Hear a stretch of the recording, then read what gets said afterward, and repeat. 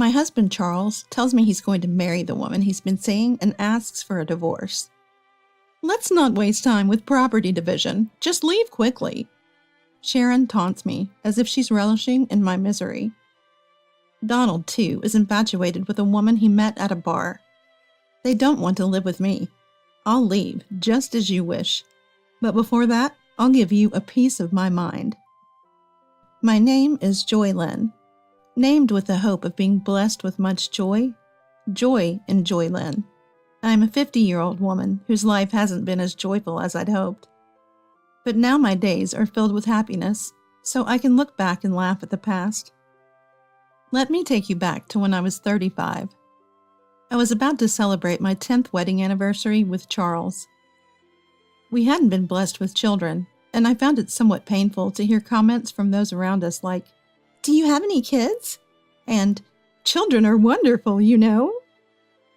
Conversations with Charles had dwindled, partly because he had been promoted a few years earlier, became busier with work, and traveled frequently. I was working too, so we hardly saw each other.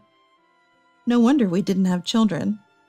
Well, this too is a form of marriage, and it's easier on our minds. Having children or not, it doesn't matter. That's what I thought. One day, our family grew in a way we hadn't expected.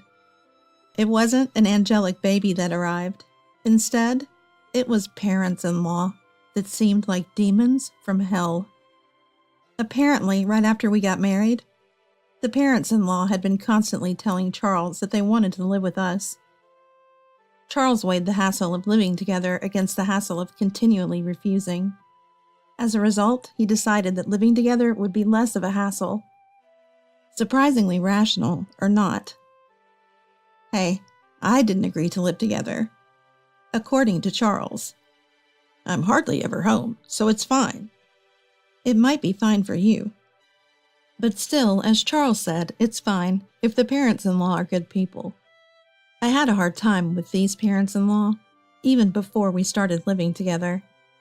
They were the ones who persistently asked me, "When are you having kids?" Sharon would always say, "The more children you have, the better," every time we met. But you only gave birth to Charles, right? Living with such parents-in-law? It's a stomach-churning story. I wonder how living together will turn out. My expectations were quickly betrayed, not in a good way. It turned out even worse than I thought. Donald solemnly declared as we started living together, "We won't give you any pension or living expenses." Then Sharon continued with a smile, "Let's go with that arrangement." Wait, what kind of arrangement is that? Charles also said something like, "We both work, so we can manage without receiving living expenses." So Charles is one of them, too. I had never been particularly dissatisfied with Charles until now. I didn't expect much from a husband even before we got married. I thought a husband who doesn't get angry easily and works hard was good enough. But now, a wave of complaints that I never had before came rushing in. Moreover, as I lived with the parents-in-law for a while, I gradually understood the reason they wanted to live with us. Donald would often go out somewhere at night. I believed him when he said he was going out to drink with friends. But then, I found a point card from what you'd call a nightclub, and a business card with Nancy written on it in the laundry. There are various types of bars, but this was clearly a service industry that directly satisfies a man's desires. I see, he likes Nancy. I can't believe he's still so energetic at his age, I thought. Of course, I meant it in a bad way. No wonder he can't give us living expenses. He's spending it on Nancy. It can't be helped. No way. On the other hand, Sharon gradually started to harass me. Moreover, she was cunning and intensified the harassment gradually. So much so that even I didn't notice at first. At first, I thought she was being kind. I could have endured it if it had just been about the way I fold laundry or season my cooking. But there were times when Sharon called me by the name of Charles's ex-girlfriend. Every time Sharon would apologize, saying, "I remember her strongly because she was the first girlfriend Charles introduced to me, too. I didn't do it on purpose. I'm sorry." At first, I thought, Sharon is old, so maybe such things happen. But as it continued, I realized something was off. Speaking of which, every time I took a shower, the bathroom was always dirty. I initially thought the mess in the bathroom was from Charles and the others who had gone in before, but no one complained about the bathroom being dirty, so without a doubt, it must have been Sharon who was in before me.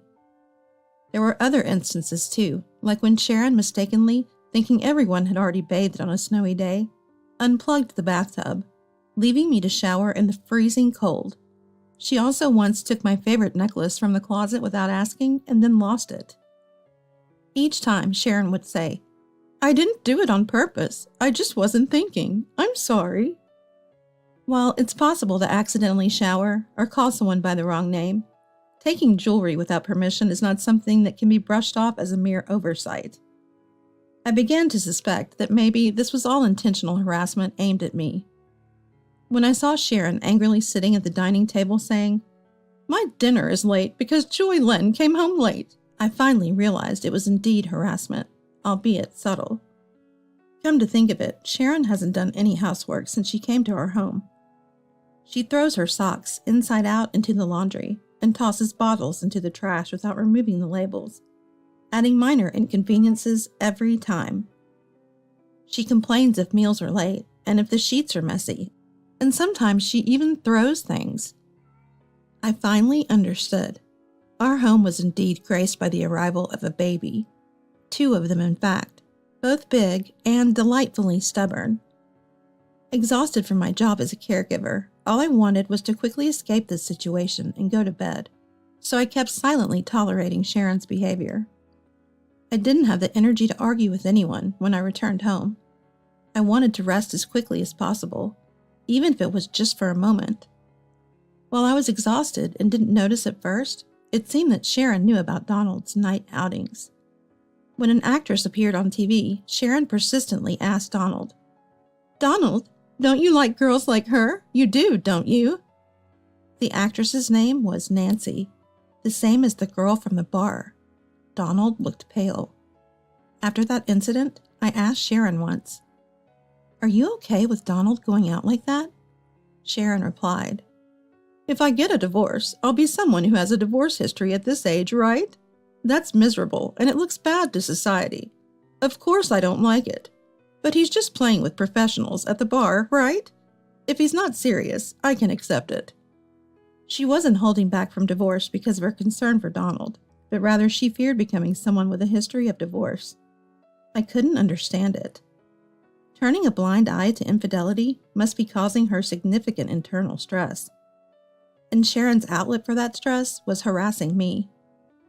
By harassing me, not only could she vent her stress, but she could also avoid doing housework.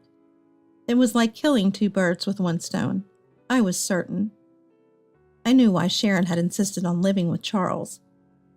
Since living with the in-laws, Charles increasingly made excuses not to come home, saying he had to work overtime. This house was rotten from the roots to the pillars. At this rate, even I might end up crushed under the rotten floorboards. It happened one day, about 6 months after we started living together. Charles, who rarely had the same day off, said something unexpected. "Please, let's get a divorce." It was a bolt from the blue. It turns out, Charles had been having an affair with a classmate for a long time. He even said he wanted to marry this person, and I had no clue. Apparently, they started dating just before he got promoted. I thought he was working hard for our sake, but could it have been for his classmate? Was it my fault for not paying attention to Charles's behavior, using my exhaustion as an excuse? I thought affairs only happened on TV, and to people like Donald. No, maybe it's natural for Charles to cheat, given that Donald does it too. "Once this house is ready, my girlfriend and I are moving in. You can take your things and leave," Charles declared. Sharon asked, "What's going to happen to us?" "You can stay. My girlfriend doesn't mind sharing," Charles responded. "What a nice girl. Joy Lynn, don't let her get away with it if she asks for property division. We're going to use this house and everything in it." Donald chimed in, "Yeah, she's a really good girl. especially if she's cuter than Joy Lynn. Sharon shot Donald a look as if to say, "There you go again with women." But Charles and Donald just laughed. "These people are hopeless," I replied. "All right, I'm fine with the divorce. There's a memorial ceremony in Atlanta soon, right? Can you wait until then?" "Planning on enjoying the feast at the memorial ceremony? Are you? How pathetic. There's no way I'm taking a woman who's divorcing me. Just leave already." Who's the pathetic one here? Who cares about the food? Despite everything, Sharon and I, the only women in the room and both cheated on, can't seem to get along. No, I was planning to move out on that day. Going back home is a bit embarrassing since I was cheated on. Finding a place and handling the paperwork takes time. I thought it would work out around then. Charles, not Sharon, replied condescendingly, "If that's the case, fine." Cheating and then acting all high and mighty? Don't underestimate me. I'll destroy everything. A week passed, and the long-awaited day of revenge finally arrived. That day, my parents-in-law and Charles left the house early in the morning to attend a memorial ceremony in Atlanta. They planned to return by evening. All right then, let's give it a try. The garbage collection service I had hired arrived. I had them load all the furniture in the house into the truck. The sofa, the microwave, Charles and the parents-in-law's bed, and Sharon's clothes that had accumulated since moving in. Charles' favorite new vacuum cleaner, even the refrigerator and its contents, all of it gone. Ah, minimalism is wonderful. With each item thrown away, it felt like my troubles were disappearing. Next, the movers came to transport my important belongings to my new place. By evening, the house was empty. The front door made a sound. It seemed Charles and the others had returned. I decided to greet them one last time, as a good wife, and stood at the entrance with a smile. "What? You're still here?" Charles frowned openly. So did my parents-in-law. "Oh, that's harsh. It's the last time, so it's fine to see each other's faces before leaving, right? I wanted to see your face." "Huh? You still care about me?" Blushes slightly. He chuckles. "What's the big deal? Fine. Let's have a meal together one last time, shall we?" Charles, strangely in a good mood, heads towards the living room saying this, followed by Sharon, who looks exasperated, saying, "Charles is so sweet."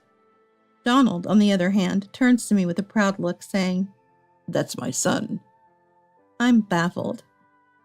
Having a meal, huh? Would have been a nice way to part if there was anything left to eat. Huh? What? What? The meaning of my words, Charles, upon opening the living room door, lets out a silent exclamation. Sharon, annoyed, peeks into the living room after Charles and exclaims just like him, "What? Ah!" Donald does the same. Wait. Why the fridge? No, even the furniture, appliances too. Why is there nothing anywhere? Of course, I threw them out. The house feels much bigger now, doesn't it? I thought it would be bad to leave old furniture for your new life with your girlfriend. Consider it my parting gift. Threw them out? Why? Weren't you preparing to move? I've already moved. You throw away things you don't need when you move, right? Have you forgotten? Most of the things we bought when we got married were purchased with my money. Nothing bad will happen just because I, who didn't need them, threw them away.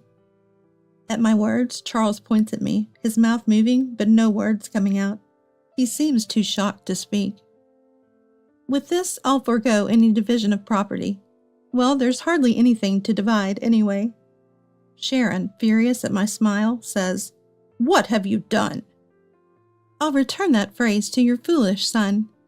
There are limits to indecency, like cheating while having a wife and then saying to leave because you're remarrying. Wasn't your upbringing at fault? How could you speak to me like that? You were such a terrible daughter-in-law. Do you still consider yourself my mother-in-law? To me, you're just another old lady. I speak with a malicious smile, and Sharon mutters, "So ungracious." Shaking with anger. It's a secret that seeing Sharon angry is starting to be a bit fun. Don't you remember? If I ask for division of this house, you can't refuse, can you? Without the house, where would you two strangers live? You sold your family home, right? Yes, the parents-in-law had sold their house when they moved in with us. We won't need it anymore, they had said. So this house was absolutely necessary for them. They sided with their son's affair over his wife, probably thinking, as long as there's a house with a housemaid, anything goes. Hearing my words, perhaps feeling rushed, Donald intervenes. Well, let's settle this amicably. Pretending to be a good person. Yes, let's do that. Let's proceed calmly, just like the old just like Donald suggests. Exactly. You know what I'm talking about, Joy Lynn. Of course. By the way, Donald, wasn't your cell phone broken today? Oh yeah, I realized it after leaving the house. It wouldn't turn on. If charging doesn't work, I guess I'll have to consult the store. There's no need for that. Your cell phone is right here. Saying that, I pulled Donald's cell phone from my pocket. Huh? 2 identical phones? What's going on? Donald is puzzled. I switched the phones just before you left today. The one I have is the real one, and the one you had is a used one I bought and removed the battery, so it won't turn on. What? Since you aren't tech-savvy, I thought you'd just give up easily thinking it's broken or out of battery. It seems like a huge success. Smiling, I get asked by Donald. Why would you do that? Why, you wonder? Well, I have no clue. Speaking of which, you received an email today from your beloved Nancy saying she had a good time the other day. You email each other daily, right? I'm so jealous of your close friendship. What? Donald gasps while Sharon glares at him. So Donald, you were out with Nancy the other day. Woohoo! More lovey-dovey than with Sharon. But you should put a lock on your phone if you're cheating. You'll get caught easily. Stop it. Joy Lynn, this... But I thought cheating is wrong. Charles cheated on me, and it hurt. I know exactly how Sharon feels. So I did something nice at the end. I texted Nancy. I'm bored. Let's break up. She was furious. I was dealing with this old man because he conveniently gives me money. Good thing you broke up safely. Oh, by the way, this is Nancy. Sharon, your enemy, take a good look. Saying that, I showed everyone a photo of Nancy and Donald as I returned the phone. That's when it happened. Charles showed a stern expression no one had seen before. Why? My girlfriend is... What? Everyone but Charles gasped. What's going on, Charles? What are you to Nancy? No, that's my line, Dad. Why are you taking pictures with Nancy? Because I'm her boyfriend, obviously. No, Nancy is my girlfriend. Isn't your girlfriend your classmate? We just met at a bar and started hanging out.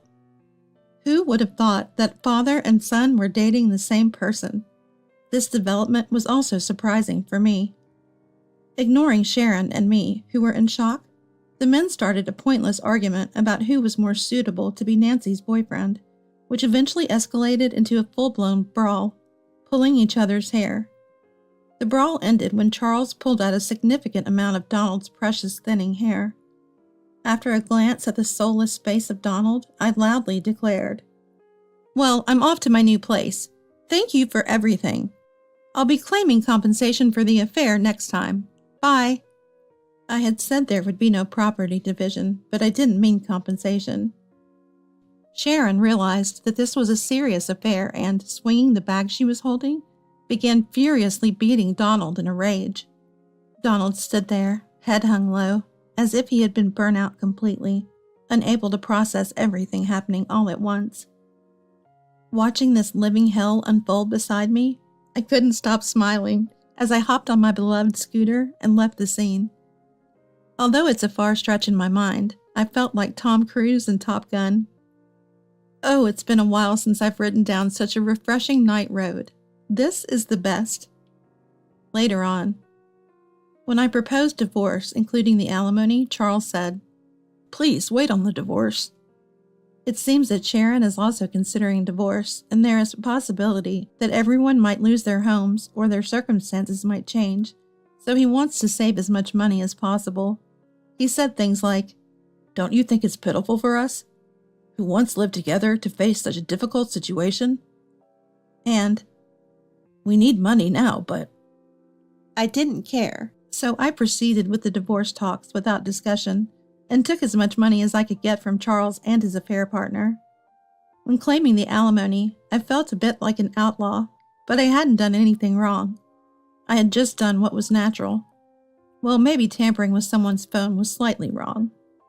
In the end, around the same time as our divorce, it seemed that Sharon also divorced Donald. Apparently, Donald and Nancy's affair had been going on for over 5 years, and Sharon couldn't forgive that they had a relationship in private as well. I don't quite understand why bar hopping is forgivable, but private relationships aren't. I thought there are various forms of marriage. Well, in the end, we're not married anymore, anyway. Donald was sued for alimony by Sharon, and Charles was sued for alimony by me, so the saying "blood will out" held true, and the in-laws are now all scattered.